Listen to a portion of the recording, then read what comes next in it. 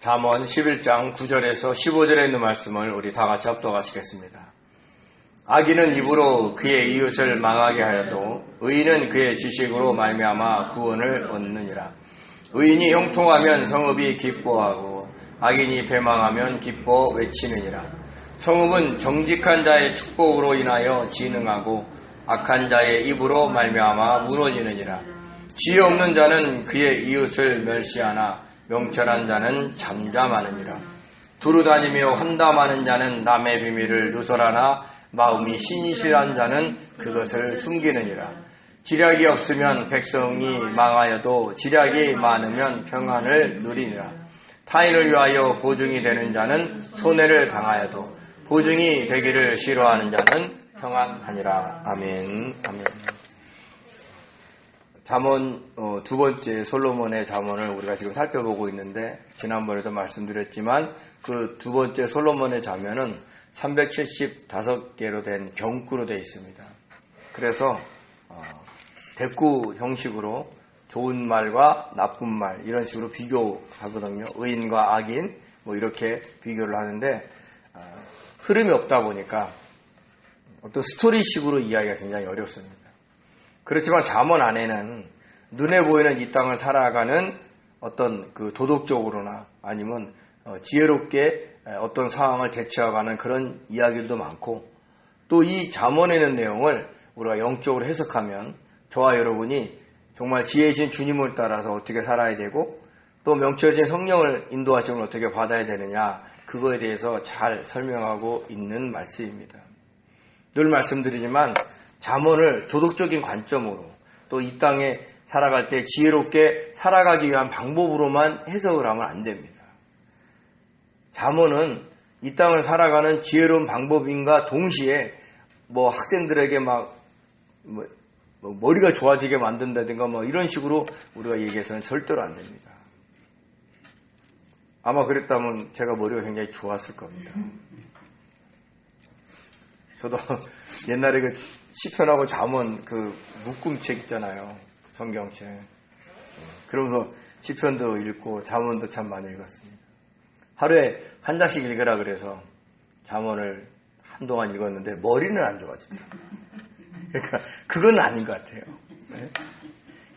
나쁜 IQ가 좋은 IQ로 바뀌지는 않습니다. 그래서 이 잠언을 그런 식으로 대하다 보면 우리가 실망하게 돼요. 근데 이것은 영적인 비밀들이 많다고요. 우리가 그것을 살펴보면서 우리가 정말 하나님의 그 진리의 말씀을 이해하는 것이 굉장히 필요하다 생각이 듭니다. 9절에 이렇게 얘기합니다. 악인은 입으로 그의 이웃을 망하게 하여도 의인은 그의 지식으로 말미암아 구원을 얻느니라, 이렇게 얘기를 합니다. 여기서 악인의 하네프는요, 우리가 보통 악인 그러면 히브리어 라를 쓰거든요. 나쁜 사람. 영적으로 해석하면 주님의 뜻대로 살지 않고 자기 뜻대로 살아가는 사람을 대표적으로 표현합니다. 근데 여기서 악인은 어떤 악인이냐? 히브리어 하네프는요, 신성 모독적인 불경건함, 즉 신성을 모독하는 자, 하나님이 없는 자, 하나님을 잊어버리고 모든 옳은 것과 반대로 살아가는 자를 얘기를 하는 거예요. 하나님의 관점에서는 악인 중에 악인이 오늘 본문에 얘기하는 그 악인이라는 얘기를 하는 겁니다.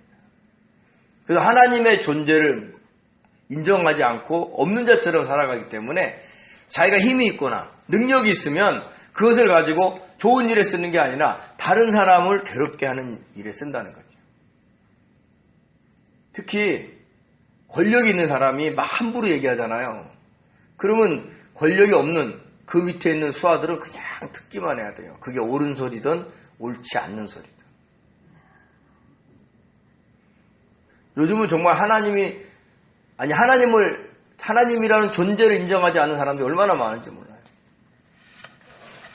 일면식도 없는 사람을 지나가다가 폭행을 한다든지, 전세 사기를 한다든지. 또 며칠 전에 그 송재림이라는 배우가 자살을 했잖아요. 어젠가 그젠가 그랬습니다. 근데 이제 살펴보니까 일본에 있는 사람이 사생팬이에요. 그래서 그 송재림 씨를 계속 괴롭혔던 모양이에요. 물론 그것이 직접적인 원인인지는 몰라도 그 사람이 그 송재림 씨하고 그 관련된 가족들을 다 신상을 털어가지고 공개하면서 막 비난하고 그랬다고. 요즘에는 막 너무 능력들이 좋아가지고 인터넷을 뒤지면 뭐 모든 사람 정보가 나오니까. 그런 사람들이 하나님을 모르는 사람들이에요. 만약에 하나님을 안다면 자기가 근거 없는 말로 사람들을 몰아갈 수 없다는 거죠. 그분이 죽자 그 계정을 폭파시켰다고 그러더라고요. 일본 사람. 세상에 그렇게 나쁜 사람들이 많아요. 그러니까 그런 사람들이 하나님이 없는 그렇게 살아가는 사람들이에요. 근데 여기서 오늘 본문에서 특별히 지적한 게 뭐냐면 입으로 그의 이웃을 망하게 한다는 거죠. 근데 여기서 이웃의 히브리어 레아는 친구, 동료, 타인 이렇게 얘기해요. 그러니까 가까운 가족이나 친척, 친구, 동료뿐만 아니라 먼 자기와 관계없는 사람을 향해서도 비방을 한다는 얘기를 하고 있는 겁니다. 그래서 입으로 그들을 망하게 한다는 얘기를 하는 거예요. 그러니까 얼마나 나쁘냐고요. 그러면 예수 믿는 성도님들, 저와 여러분은 안 그럴까요? 우리도 때로는 감동 조절을 못할 때는 마치 하나님이 없는 자처럼 우리도 막 입으로 사람들을 비방할 수 있다는 거죠. 그래서 저와 여러분이 정말 말에 조심조심 하셔야 되는 겁니다. 그것을 잘 우리가 새기시기 바랍니다. 근데 반대로 의인은 어떻게 되느냐? 그의 지식으로 말미암아 구원을 얻는다라고 얘기를 합니다. 여기서 지식이라는 것은 통찰력을 얘기를 하는 거예요. 그래서 어떤 다양한 악에 대한 그것을 대처할 수 있는 경험과 지식을 통해서 그 악에 넘어지지 않고 구원을 받는다. 넘어지지 않고 넘어가지 않고 구원을 받는다라는 뜻으로 우리가 이해할 수 있습니다. 근데 영적으로 해석해 보면 의인은 그의 지식으로. 근데 그 지식이 뭐냐? 하나님을 아는 지식인 거예요. 아까 악인은 하나님이 없는 자죠. 근데 여기 의인은 하나님에 대해서 하나님을 알고 하나님에 관한 지식이 있음으로 인해서 그가 악을 행하지 않으므로 입으로 다른 사람을 망하게 하지 않으므로 구원을 받는다는 얘기를 해주고 있는 겁니다. 그래서 이사야서 11장 19절에 이렇게 얘기합니다. 내 거룩한 산 모든 곳에서 해됨도 없고 상함도 없을 것이니 이는 물이 바다를 덮음같이 여호와를 아는 지식이 세상에 충만할 것입니다. 이사야 선지자가 천국 하나님의 나라를 갖다가 표현한 거예요. 물이 바다를 덮어요. 민물이 바다를 덮을 수 있나요? 없습니다. 근데 거기서 뭐라 그러냐면 여기서 물은 여호와의 지식을 얘기하고 바다는 세상을 뜻하거든요. 근데 여호와를 아는 지식이 세상에 충만해지면 그러면 거기는 천국이라는 얘기를 하는 겁니다. 우리가 굳이 죽어서 천국에 갈 수도 있지만 이 땅에서 그 천국을 누릴 수 있어요. 그게 현재적인 하나님의 나라예요. 예수님이 그랬잖아요. 이미 그러니까 내가 여기에 있는 악한 영을 쫓아내면 이미 하나님의 나라가 너희 안에 임했다라고 해요. 저와 여러분 안에 하나님의 나라가 임했어요. 왜? 우리는 하나님의 성전이거든요. 그 하나님의 나라가 임했으면 어떻게 살아가야 되는 거예요? 하나님의 나라니까 하나님의 통치를 받아야 돼요. 주님의 뜻을 쫓아가야 돼요. 내 뜻대로 사는 게 아닙니다. 그런 것들을 통해서 우리가 어떻게 돼요? 잘못된 길을 가지지 않고 우리가 구원을 받을 수 있다라는 얘기를 하는 겁니다. 요즘에 막 문자로 카드 발송이 잘못됐습니다라고 오면 내가 언제 카드 신청했나? 이렇다고요. 아까 제가 얘기한 보이스피싱 당한 사람도 그렇게 온 거예요. 본인이 살아야 정신이 없고 나이가 드시다 보니까 신청했나 안 했나 헷갈리는 거예요. 그래서 그걸 누르는 바람에 시작이 되는 거죠. 또 저같이 운전하는 사람은 교통범칙금 나왔다 그러면서 웹을 누르라고 그러죠. 그 우편 발송이 잘못됐다고 또 연락이 오죠. 또 제가 친한 사람의 그거를 핸드폰을 도용해가지고 장례가 났다고 막 문자를 보내니까 또 웹을 누르게 되는 거예요. 하도 이제 그런 경험이 있다 보니까 조심조심 하면서도 내가 어떤 처한 상황이 바뀌면 순간 거기에 넘어갈 수 있다는 거예요. 그래서 얼마나 많은 사람이 피해를 보냐고요. 근데 그런 어떤 세상적인 지식이 많아서 우리가 그것을 대처할 수도 있다는 얘기를 오늘 본문에서 해주는데, 우리가 중요한 건 뭐냐면 그런 지식을 포함해서 우리가 하나님을 아는 지식이 많아야 우리가 입으로 다른 사람에게 해를 가하지 않음으로 인해서 우리가 구원을 받을 수 있다는 겁니다. 우리가 말 실수로 인해서 관계가 깨지는 경우가 얼마나 많습니까? 그것을 이야기를 하고 있다는 겁니다. 10절에 이렇게 얘기합니다. 의인이 형통하면 성읍이 즐거워하고 악인이 패망하면 기뻐 외치느니라. 성읍은 정직한 자의 축복으로 인하여 진흥하고 악한 자의 입으로 말미암아 무너지느니라. 그러니까 진짜 참된 도시는, 마을은, 성읍은 하나님을 알고 그분의 뜻대로 살아가는 의인들이 잘 되는 것을 기뻐하는 거예요. 정말 저 사람은 신실하게 살아가서 잘 되니까 너무 좋은 거죠.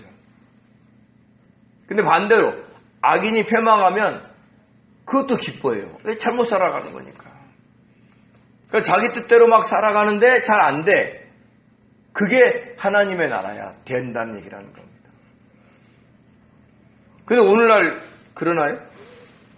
우리나라나 전 세계를 봐더라도 하나님의 뜻대로 살아가는 사람들이 형통하나요? 아니면 자기 뜻대로, 자기 권력대로 살아가는 사람이 형통하나요? 그러니까 이 땅은 그런 나라라는 거예요. 근데 이 땅에서 살아가는 저와 여러분을 예수께서 구원하여 주시고 우리가 있는 그 곳곳에 하나님의 나라를 세워서 퍼뜨리고 있는 겁니다. 근데 그런 성도들의 역할을 감당하지 못하고 오히려 세상의 문화에 싹 빠져가지고 하나님을 믿는 것 따로, 세상 살아가는 것 따로 이렇게 살아가는 사람들이 많죠. 불의한 사람들은 자기의 이익에 도움이 되면, 아무리 잘못된 사람이라 할지라도 자기 이익이 되면 그 사람이 말도 안 되는 말을 해도 옳다고 얘기를 해요. 요즘 믿는 자들이 회개해야 되는 게 뭐냐면, 분명히 이 나라의 통치자가 주술을 통해서 통치하는 걸 알면서도 자기의 이권과 관련된 건지 아니면 자기의 이념과 관련된 건지 그 사람이 옳다고 추정하는 거예요. 이것은 이념을 넘어서요. 진보와 보수의 가치의 기준으로 볼 수 없는 거예요. 신앙은요. 어떻게 우상을 섬기는 통치자를 하나님이 믿는 성도들이 추종을 하냐고요. 근데 이 땅이 얼마나 타락했으면 자기의 이권과 자기의 재산을 보호하기 위해서 그를 추종하고 따른다는 거죠. 아이러니하게도 이 나라를 통치하는 통치자가 부리는 사람들이 다 뉴라이트인데 뉴라이트 사람들이 다 기독교인들이 많아요.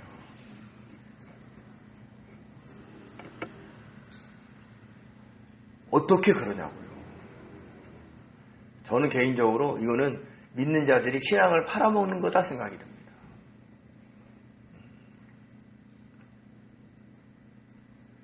그게 맞는 말인지 틀린 말인지 잘 모르겠지만 어떤 사람이 지금 대통령 보고 청와대에 들어가면 죽을 거란 얘기를 해서 하루도 앉았잖아요. 그게 맞는지 어떤지 모르겠어요. 그런 얘기가 떠돌잖아요. 온갖 그런 사람들의 말에 귀 기울여서 이 나라가 움직였잖아요. 그러면 믿는 자들은 저항을 해야 되는 거예요. 근데 거기에 더 기승해서 살아간다는 거 볼 때마다 힘들고 어렵습니다. 저는 개인적으로. 이럴 때 우리가 어떻게 되느냐? 진짜 주님을 의지하는 사람이라면 깨어서 우리가 중보 회개해야 하고 있어야 됩니다. 하나님, 믿는 자들이 이렇게 삽니다.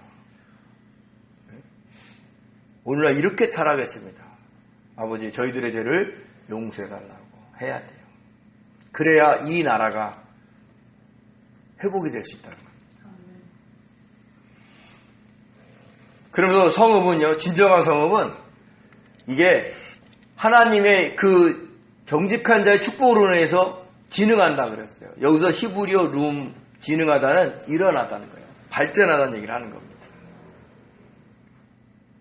하나님의 뜻대로 살아가는 사람들이 그 나라를 축복함으로 하나님께서 역사하셔서 그 나라가 발전해야 된다는 얘기를 하고 있는 거죠. 반대로 자기만 아는 사람, 그리고 악인들의 말로 인해서 파괴될 수도 있다는 게 반대로. 저와 여러분이 정말 힘들고 어려운 사람들을 주님의 눈으로 바라보고, 그리고 그들을 돕고 또 그들을 축복하고 그리고 챙겨주지 않으면 이 나라는 힘들어져요. 제가 애지간하면 설교 시간에 정치 얘기 안 하는데 답답해서 하는 겁니다. 부자들은 간면해줘요. 그리고 부족한 세수들은요, 어려운 사람 써야 될 걸 다 끌어댄 써요. 그리고 부족하니까 외평기금을 지금 쓰고 있어요. 근데 지금 미국의 대통령이 누가 되시는 바람에 우리나라 환율이 치솟아요. 그 외평기금은 그 치솟는 환율을 방어하기 위해서 원래 놔둔 돈이에요. 그걸 끌어다 쓰고 있어요. 그리고 우리 국민들이 내는 그 주택부금 있잖아요. 그것도 끌어다 쓰고 있어요. 그리고 부자들은 더 부자스럽게 만들려고 하고. 그러면 그 나라가 온전해질 것 같죠? 절대 그렇지 않습니다. 어떤 나라든 그 맨 밑에 있는 국민들로 인해서 구성이 되는 거예요. 전 세계 잘 사는 나라도 대부분 5%, 10%가 부자예요. 대부분 중산층이고 서민들이 많습니다. 근데 서민들이 없는데 어떻게 나라가 있냐고요. 그들이 보기에는 가치가 없는 사람인 것처럼 보여요. 자기네들이 늘 도와줘야 되고 챙겨줘야 되고 막 그럴 귀찮은 존재로 여길지 몰라도 그런 분들이 있음으로 인해서 나라가 구성이 돼 나간다는 거죠. 그래도 주님께서, 하나님께서 이 땅은 그런 곳이니까, 사탄이 지배하는 그런 곳이니까 너희들 가난한 자, 고아, 과부 챙겨주라 자꾸 그러는 거예요. 왜요? 그 나라가 회복이 되려면 맨 밑에 있는 사람들이 일어나야 돼요. 회복이 돼야 돼요. 그러니까 위정자들이 정직한 자들이 해야 돼요. 하나님을 아는 자들이 돼야 돼요. 그래서 어떻게 하면 힘든 사람, 어려운 사람을 도우려고 해야 돼요. 제가 존경하는 목사님 중에 한 분이 설교 시간에 이 얘기 하시더라고요. 어떻게 부자가 된 사람에게 돈을 뺏어서 가난한 자들에게 나눠줄 수 있냐는 거예요. 그런 정책은 하나님이 기뻐하지 않는 정책이라는 거죠. 그분이 부유하신가 봐요. 가난한 부자들에게 세금을 많이 걷어서 없는 사람들을 도와야 돼요. 선진국들이 부자들에게 그 부자세를 많이 받는 거 우리나라도 훨씬 많아요. 그리고 가난한 사람들한테 돕는다고요. 그래서 선진국이 되는 거예요.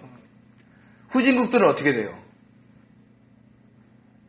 권력자들만 잔뜩 돈을 챙기는 게 후진국들이에요. 그래서 우리가 그것을 잘 아셔야 돼요.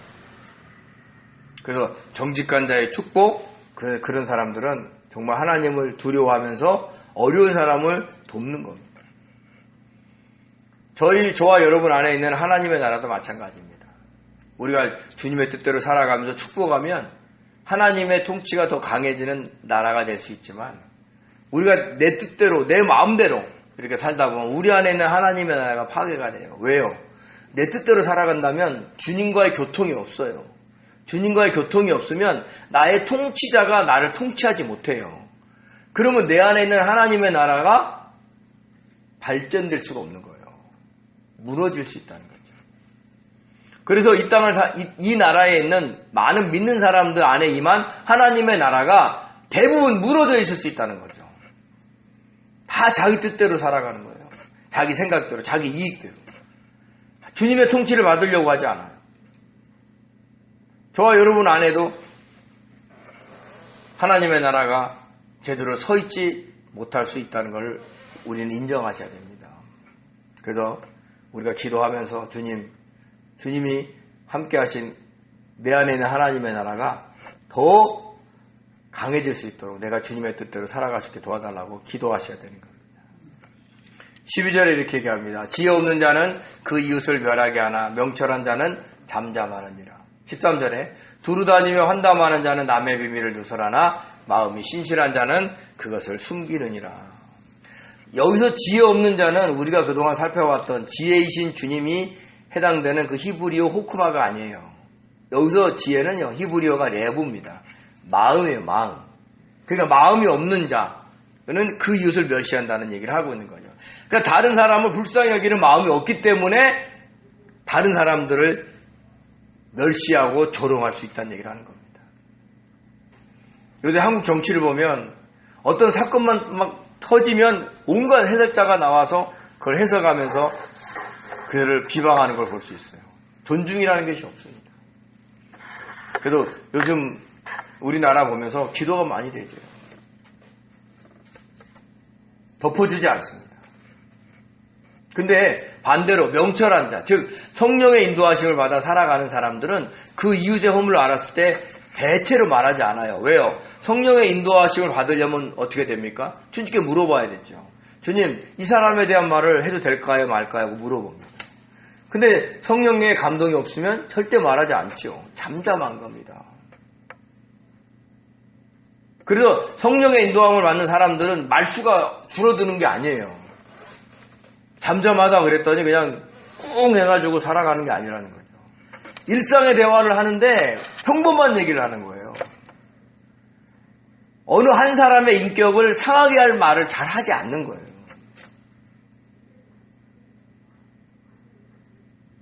어떤 그 탤런트 부부인데 그 남편이 부인을 좋아하는 이유 중에 하나가 뭐냐? 절대 다른 사람 얘기를 하지 않는다는 거예요. 그것이 좋다는 거죠. 그게 항상 옳다는 게 아니에요. 저는 주님께 물어봐서 말하라 그럴 때는 해야 되는 거예요. 상황이 있기 때문에.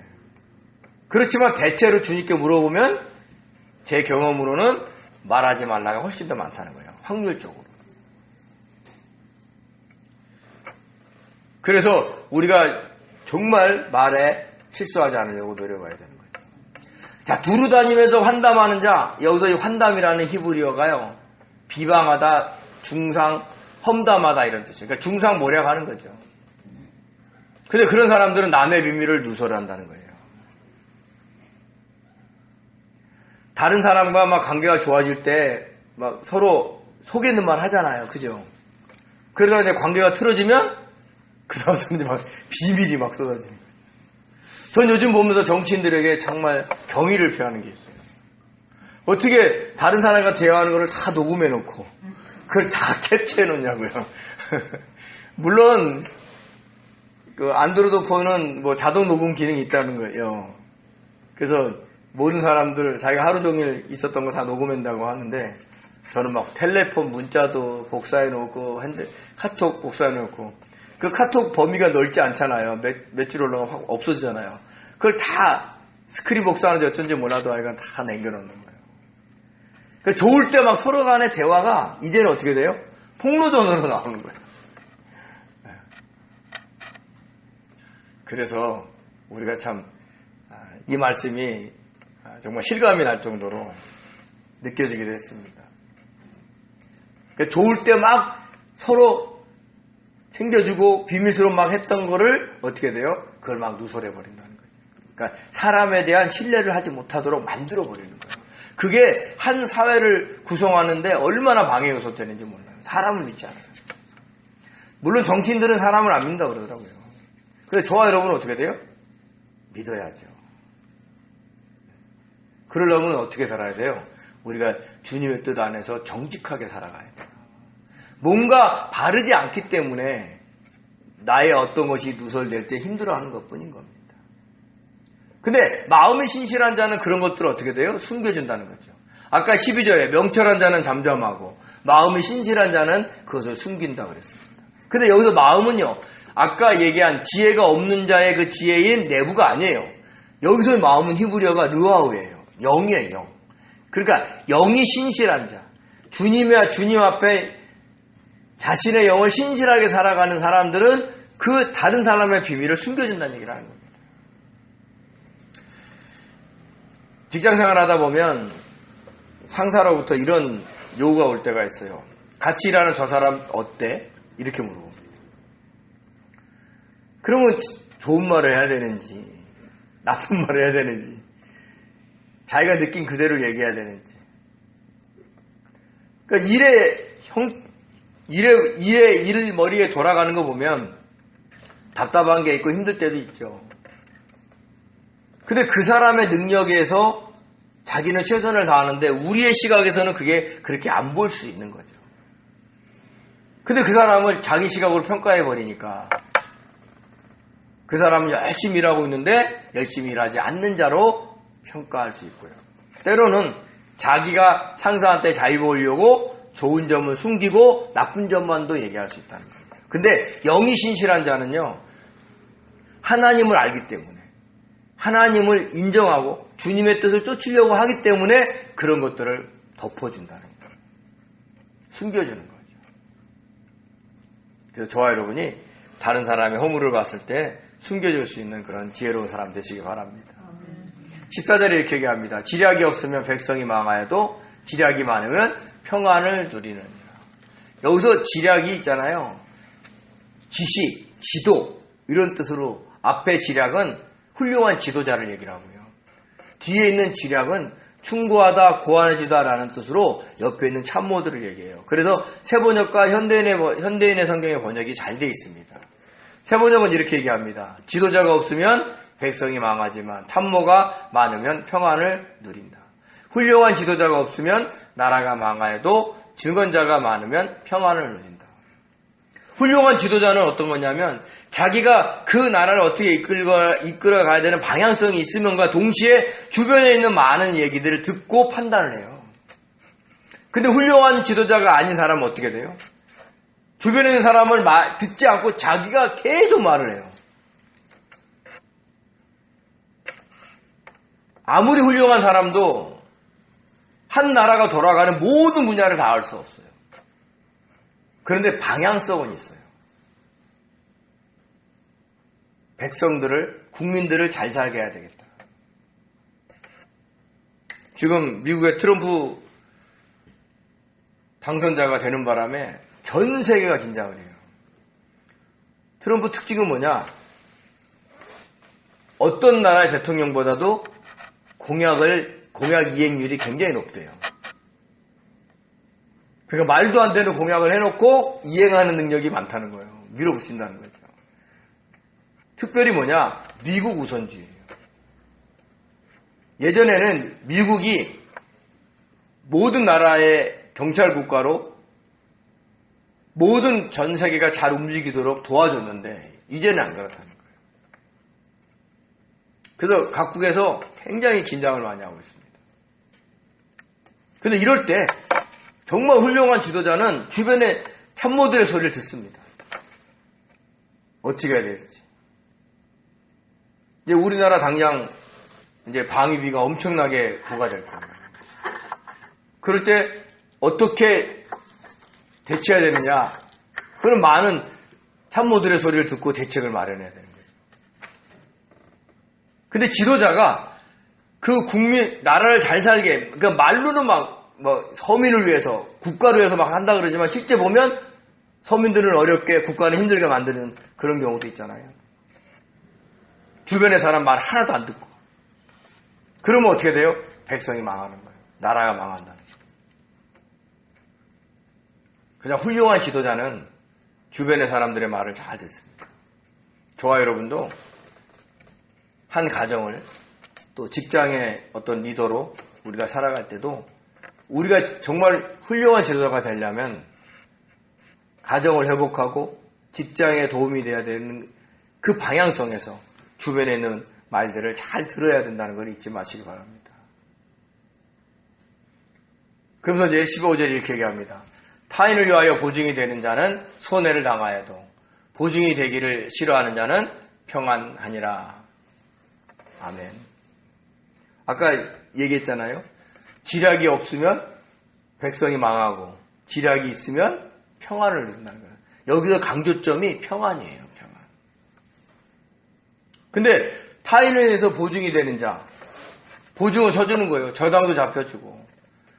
또 뒤에 그 하반절에 나와 있는 보증은요, 손뼉을 치다라는 히브리어 탁한데, 당시에 어떤 협정을 쓰고 나서 손바닥을 서로 마주치면 그게 협정이 완성되는 걸로 생각을 했기 때문에 이 단어를 쓰는 거예요. 근데 함부로 타인을 위해서 보증을 쓰지 않는 자가 평안하다는 거예요. 근데 쉽지 않아요. 살아갈 때 보면 아는 사람이 막 도와달라 그러고 그러는 거예요. 저도 회사 다닐 때 보증 서달라는 분들이 있어가지고 서준 바람에 회사를 그만두게 됐어요. 월급 차압이 들어와가지고. 안 평안하죠. 네? 월급 반이 차압이 되니까 살아갈 수가 없는 거예요. 그래서 몇 달 버티다가 안 돼가지고 그만뒀는데 다른 데 취직을 못하는 거예요. 신용불량자가 됐기 때문에. 안 평안하죠. 그러니까 조심해야 된다는 거예요. 그러니까 아예 다른 사람한테 보증을 쓰거나 돈을 빌려줄 때 보증을 쓰지 않는 게 가장 좋고, 그리고 다른 사람과 관계가 있으니까 다른 사람한테 도울 수 있는 만큼만 내가 돕고 말해야 된다는 거예요. 누가 도움을 청하는데 절대 안 줄 거야 이러면 관계가 끊어져요. 그래서 자기가 할 수 있는 것만큼 현금으로 돕고 협력하는 것이 제일 낫고, 그래야 관계가 유지되니까. 그렇지 않으면 보증으로 인해서 서로 힘들게 살아가는 것은 경계해야 된다는 겁니다. 그래서 오늘 여기에 있는 그 말씀을 요약해 보면, 하나님이 없는 자처럼 비방하며 살지 말아야 되고, 그리고 가급적이면 자기가 소속되는 것에 평안을 얻기 위해서 정직하게 살아야 되고, 그리고 지략이 있어야 되고, 그리고 보증을 서지 않아야 된다는 거죠. 그러니까 모함하지 말고 평안을 누리라는 얘기를 해주고 있는 겁니다. 저와 여러분이 정말 이것을 잊지 마시고, 마치 하나님이 없는 자처럼 다른 사람을 비방하지 마시고, 우리 늘 주님께 물어보면서, 주님, 내가 다른 사람에 대해서 이 말을 해도 될까요? 하지 말아야 될까요? 물어보고, 주님의 뜻대로 성령이 감동하시는 대로 말하기도 하고 멈추기도 하는 그런 지혜로운 사람 되셔서 우리 가정과 교회와 직장이 늘 평안할 수 있도록 협력하는 그런 복된 성도 되시기를 예수님으로 축원드립니다. 기도하겠습니다. 은혜로우신 하나님, 저희들에게 지혜를 주시옵소서. 주님을 믿는 사람으로 살아가면서도 때로는 하나님이 없는 자처럼 다른 사람을 비방할 때가 있습니다. 아버지, 그런 모습을 보면서 회개하게 도와주시고, 늘 하나님 앞에서 살아가는 자로 하나님 다른 사람을 아버지 위하며 비밀을 지켜주며 아버지 잠잠할 수 있는 사람들에게 도와주시고, 아버지 하나님, 저희들이 머무는 그곳에 평안을 얻기 위해서 아버지 정말로 훌륭한 지도력을 발휘하고 훌륭하게 아버지 하나님의 지도자를 돕는 그런 삶을 살아갈 수 있도록 역사하여 주옵소서. 주님이 순간순간 도와주셔야 됩니다. 저희들이 할 수 없음을 다시 한번 고백하오니 주님께서 역사하셔서 저희들이 이 길 잘 갈 수 있도록 축복하여 주옵소서. 감사하며 예수님의 이름으로 기도드립니다. 아멘.